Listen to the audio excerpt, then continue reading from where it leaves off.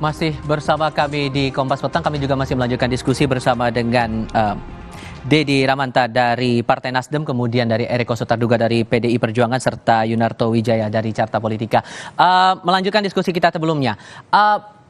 Beberapa kode sebelumnya kita ingat sempat dilemparkan juga oleh Presiden Joko Widodo soal usungan ataupun juga dukungan endorsement kepada nama-nama tertentu, kandidat-kandidat tertentu. Terakhir lewat musrah begitu disampaikan beberapa nama. Ditambah dengan menyatakan di sini bahwa Jokowi akan cawe-cawe demi bangsa dan negara dalam Pilpres. Apakah ini tidak menjurus untuk mendukung tokoh tertentu, mendukung kandidat tertentu dalam Pilpres, Bung Dedi? Ya, saya kira Pak Jokowi kan sangat lihai dalam urusan bagaimana mewacanakan sesuatu dengan perlambang atau kode. Dengan demikian kita baca Pak Jokowi punya calon sendiri. Kami membaca apa yang sekarang sudah kita lihat calon-calon itu, pada akhirnya Pak Jokowi akan meletakkan pilihan preferensinya pada calon tertentu. Saya nggak tahu siapa, tapi terlepas dari soal itu, yang paling penting yang menjadi agenda concern kita bersama itu kan bukan soal calon preferensi Pak Jokowi, tetapi bahwa demokrasi itu tidak bisa disandarkan pada ide kebaikan seseorang. Demokrasi itu aturan mainnya pada hukum dan perundang-undangan.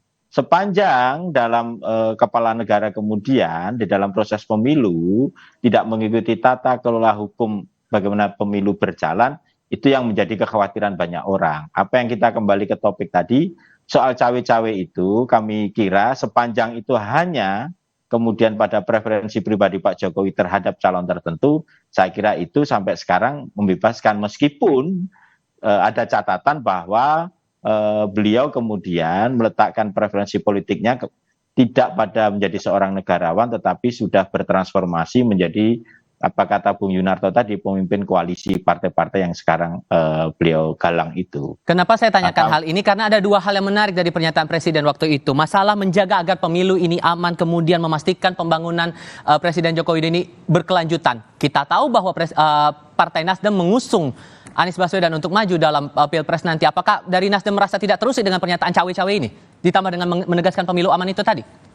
Iya, artinya dengan kalau ditafsirkan cawe-cawe itu bahwa kemudian ingin memastikan pemilu itu aman segala macam, berarti Presiden secara tidak langsung, boleh saya tafsirkan ini ya, tidak percaya dengan Bawaslu, tidak percaya dengan KPU, tidak percaya dengan DKPP, tidak percaya kepada institusi penegak hukum pemilu.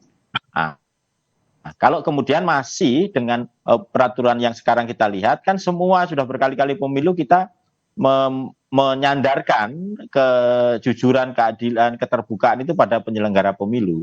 Kalau masih khawatir, berarti ada sebagian juga, utamanya ini kalau ditafsirkan kepala negara masih khawatir soal pemilu tidak aman, berarti tidak percaya pada Bawaslu, tidak percaya pada penyelenggara pemilu. Itu yang kemudian membahayakan proses demokrasi. Kalau kemudian ada seseorang secara terbuka tidak percaya pada penyelenggara pemilu dan itu dikatakan oleh seorang yang sangat punya berpengaruh, itu akan berdampak negatif pada proses pemilu. Presiden tidak percaya dengan penyelenggara pemilu nih menurut Nasdem, Bang Riko gimana tuh?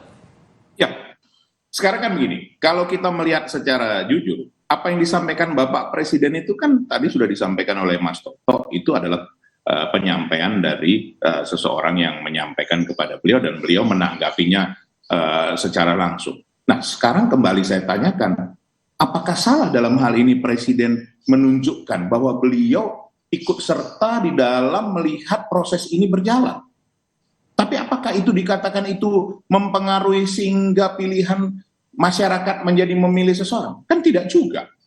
Tidak bisa dipungkiri dari hasil survei bahwa hampir 80% beliau tingkat popularitas, dan itu belum pernah setinggi itu dalam sejarah pemerintahan di Indonesia. Sehingga masyarakat tentu melihat preferensi apa yang dilakukan oleh Presiden. Dan saya mau ingatkan kepada kita semua, apakah bisa ditutup-tutupi, Mas Tifal, bahwa kalau ada hal-hal yang tidak sesuai atau ada hal-hal yang tidak, tadi kita sudah sepakati jujur adil tadi itu, bila itu tidak tidak terlihat atau itu terganggu, bukankah masyarakat yang pertama akan melakukan keberatan melalui sosial media, melalui digitalisasi saat ini? Tidak ada yang bisa tertutupi, dan ini Presiden menyadari betul. Tetapi beliau menyampaikan dalam situasi yang seperti sekarang ini harus ada jaminan kepentingan keamanan, begitu juga berjalannya proses demokrasi ini dengan langsung, umum, bebas rahasia, jujur dan adil. Ini yang paling penting. Kenapa? Keberlanjutan dari ini sangat penting. Apakah pemerintahan hanya terbatas pada saat pemerintahan Bapak Presiden Joko Widodo? Tidak juga. Kan ada kelanjutannya berikutnya.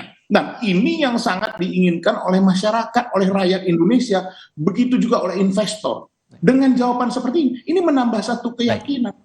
Wajar saja di mana orang yang katakanlah yang mempunyai kemampuan kapital untuk menanamkan modal kan berpikir. Ini kan investasi bukan dalam jangka pendek saja. Nah, beliau menjawab semua kekhawatiran ini dengan baik. Kalau menurut kami ini ada kontroversi, sah-sah saja. Tetapi beliau sudah menunjukkan bagaimana beliau sebagai seorang pemimpin itu adalah seorang leader, berani mengambil tanggung jawab itu. Itu yang paling utama. Baik, Mas Toto, secara retoriknya berarti ini memang ditangkap kalau pemilunya tidak aman, pembangunan tidak berjalan. Gimana Anda menangkap komunikasi politik yang coba dibangun begitu oleh Presiden dengan pernyataan sedemikian? Ya, saya sih tidak melihat dua kalimat itu punya korelasi secara langsung ya. Saya lebih melihat ketika pertanyaan itu muncul dalam kaitannya dengan keinginan Presiden. Ada legacy yang berkesinambungan. Lalu kemudian Presiden menjawab dalam konteks itu saya akan cawe-cawe supaya Indonesia tadi tidak kehilangan momentum golden age. Jadi sebenarnya berhenti sampai di situ. Bagaimana menerjemahkan cawe-cawe ini yang kan kita perlu jaga bersama gitu ya. Kalau bicara semua presiden sebelumnya juga bisa dicurigai atau tidak, sangat bisa. Pak SBY walaupun tidak pernah berbicara mengenai cawe-cawe, bahasa simbolik dalam fakta politiknya, besannya ikut dalam pilpres berikut menjadi sosok cawapres. Kalau kita bicara kode etik kan harusnya selama masa jadi besannya presiden terdahulu jangan ikut dong.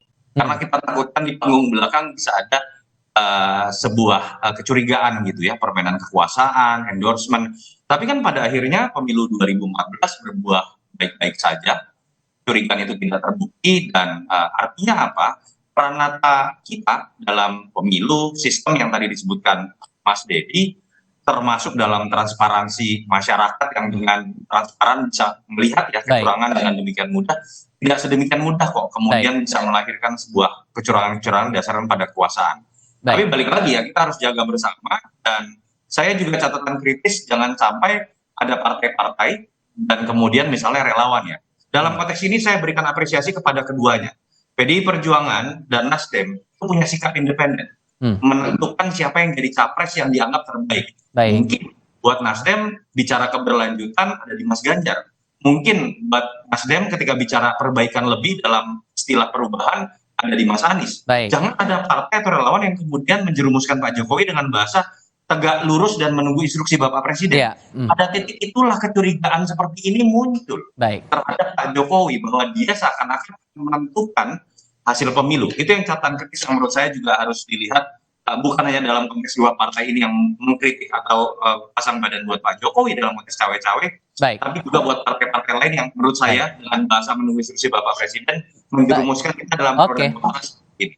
Oke, Mas Toto, terima kasih sudah berbagi perspektif bersama kami. Bung Eriko juga terima kasih. Mas Dedi juga terima kasih sudah berdiskusi bersama kami kali ini. Sehat selalu semuanya. Selamat sore.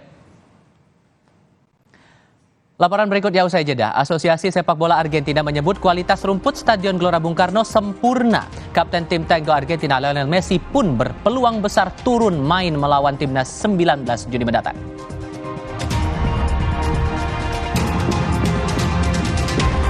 Topik lainnya, Gubernur Jawa Tengah Ganjar Pranowo menemui 32 biksu asal Thailand yang tengah dalam perjalanan dengan berjalan kaki menuju Candi Borobudur, Magelang.